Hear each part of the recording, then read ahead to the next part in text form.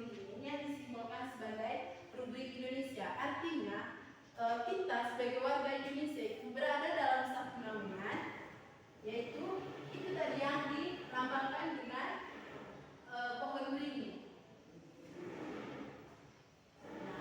Makna dari atau contoh dari perilaku yang dapat mencerminkan sila ketiga ini yaitu menghargai keanekaragaman dari setiap orang.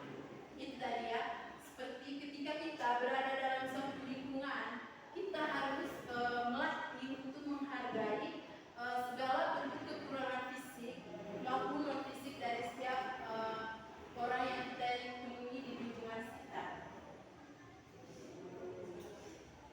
Nah, yang keempat itu dilambangkan dengan kepala banteng.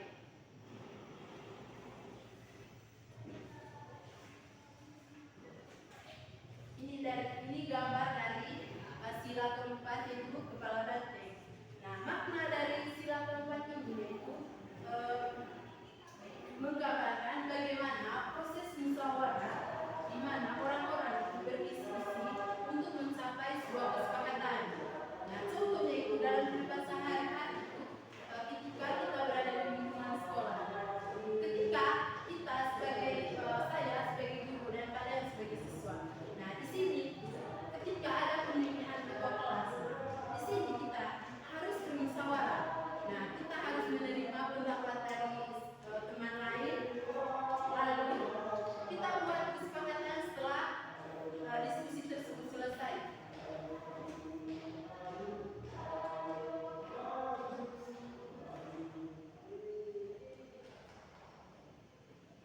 Nah, yang kelima makna dari lambang sila Pancasila yaitu padi dan kapas. Ini gambarnya. Oke, jadi